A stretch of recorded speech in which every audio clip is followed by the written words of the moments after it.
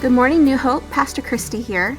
We were talking last time about the fact that God had given them a very specific requirement. The children of Israel were told they were allowed to collect 1 omer per person. Now, there was an exception to this.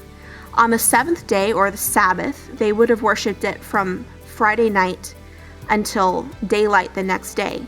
So it would be basically our Saturday. They were allowed to collect double what they would normally need. So at that point in time, they were specifically ordered or instructed that they were allowed to collect 2 omers per every person. Now, there were some people who didn't do this the first time.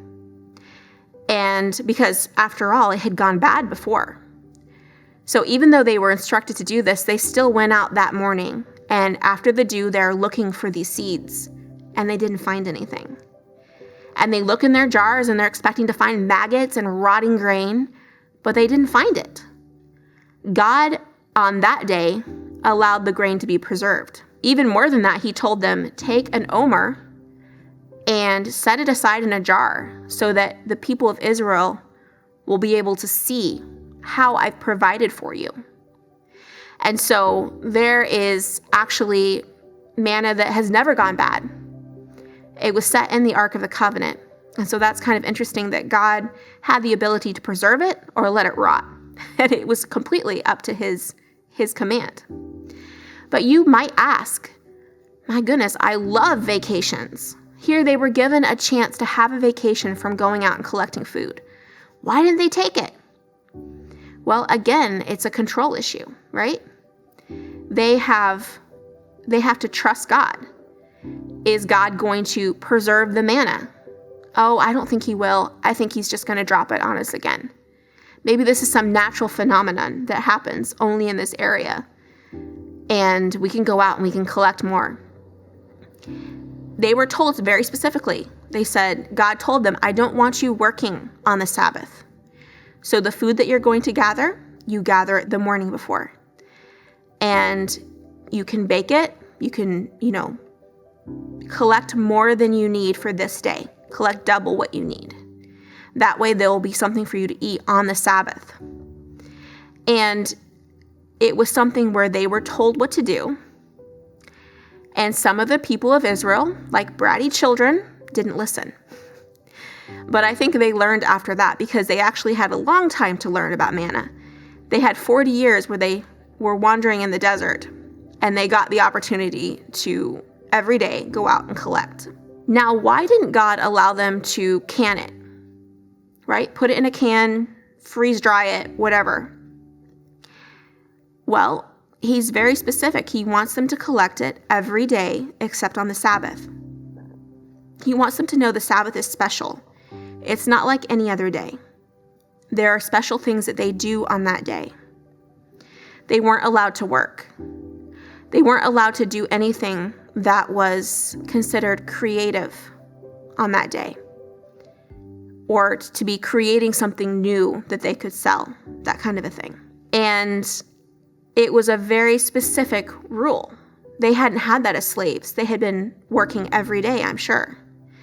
They had worked hard. They had been treated harshly.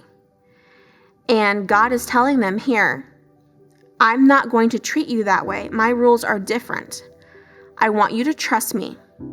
I want you to accept that your life is going to be different. It was also a test.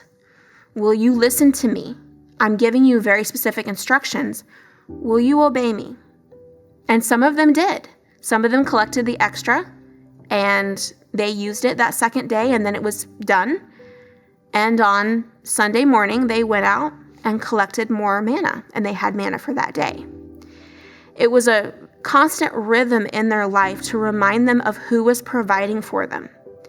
It was God providing for them, not them providing for themselves. This is a very specific people for a very specific time.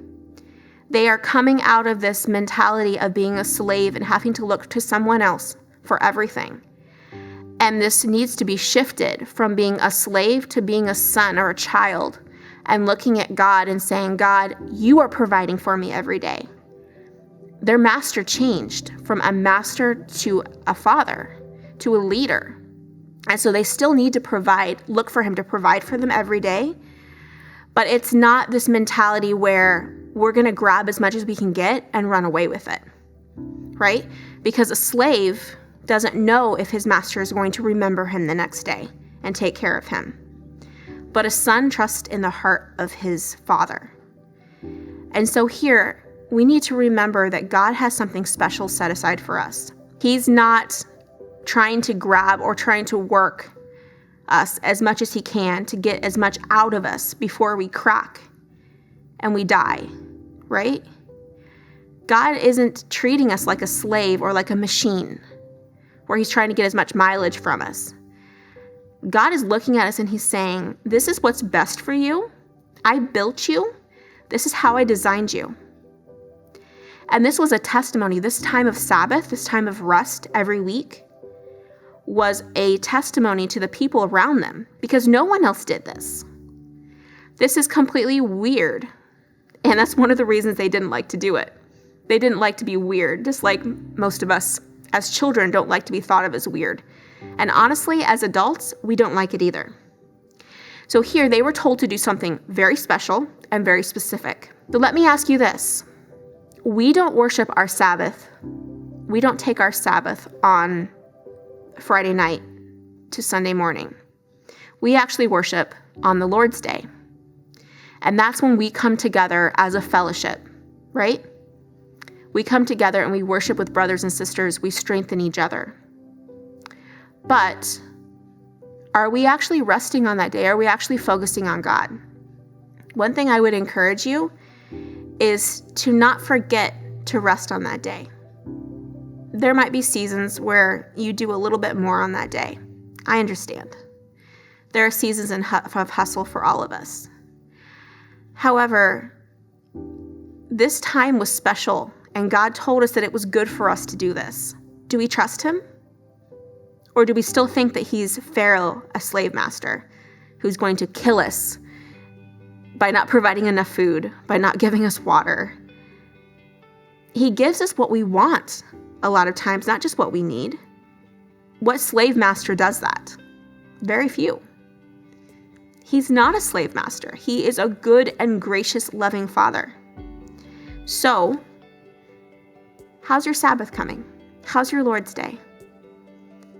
Are you taking a rest from work?